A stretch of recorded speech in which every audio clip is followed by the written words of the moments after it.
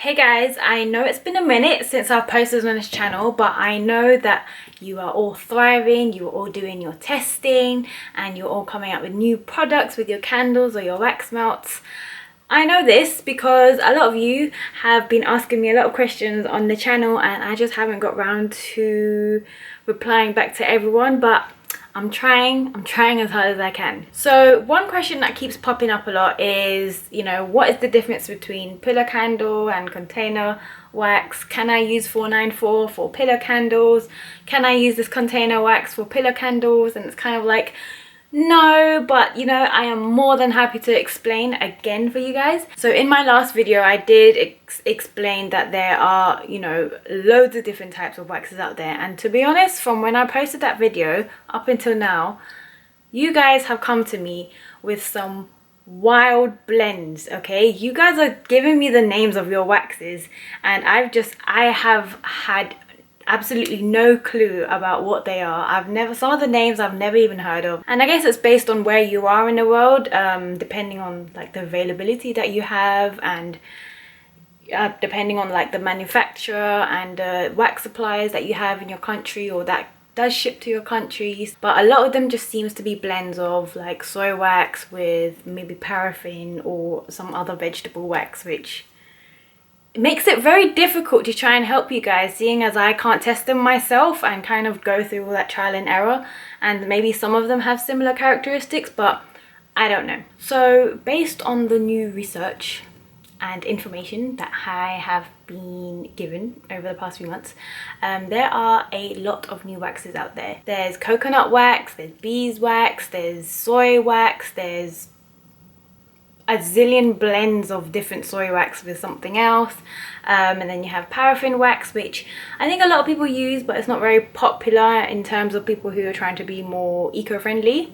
Yep, so a lot of you guys are asking me, oh, can I use 494 for my container wax, or can I use a container wax as a pillar candle? And I just wanted to kind of give you guys lists of what pillar candles are and what container waxes are, and also what kind of wax that you use for wax melts. So these are the very obvious ones that I know. I will list everything on the side of the screen down below.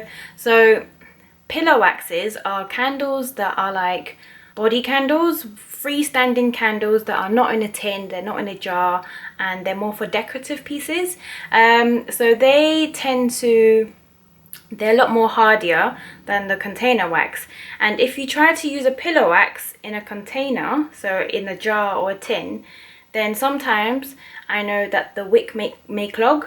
So when you burn the wick, it may not have it cannot heat the surrounding wax, so then it's harder for the wick to burn, and therefore it would either stub or it just won't burn properly, and it will just kind of tunnel through.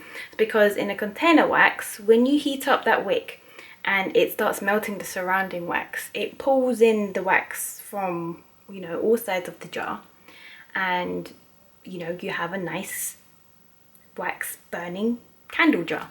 So if you try to use the wax melt or a pillar candle wax in your jar, it's not going to burn as well.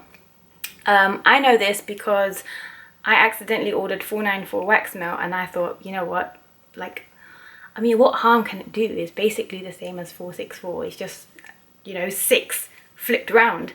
But no, I did ask around and I did do my research, and it said that if the wax is not proper, then it may clog the wick. Some examples of pillar wax is 4120 soy wax, that's my personal favorite. You also have 4600, which I think is a paraffin wax. You have beeswax, which is very popular for pillar waxes. They're very hardy. I guess that you also have like coconut wax and other blends of soy wax. Container waxes, again, you have 4130, which is another soy wax. And then you have 464, which is the one I use, which is another soy wax. And then you have your paraffin and your cocoa waxes as well. Wax melts, the only ones that I've really had experience with is 494. I'm sure there's paraffin ones as well.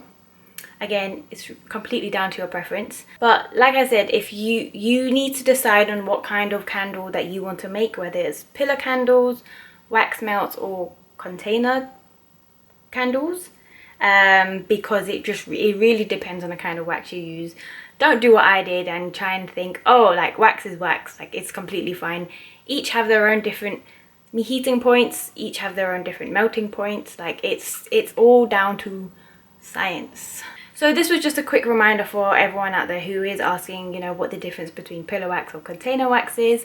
I will be back with another video very shortly, so I can actually sit down and start creating content and the video that you guys want. And I have been dying to like make videos for you guys. It's just been sitting there, and I've been watching Kima's channel grow and grow and grow, and I just want to say thank you to each and every single sub. And if you haven't already, please follow me on Instagram, Facebook, join the chat on Vibely, all that stuff. I'm on TikTok as well. We'll see how that goes in a month. I am trying to post consistently, but that's another video that I want to do as well. Like I'm currently doing like a TikTok challenge where you try and post as regularly as you can, but right now I've only got like 70 views, or sometimes I've only get 1 or 2 views. Follow me there.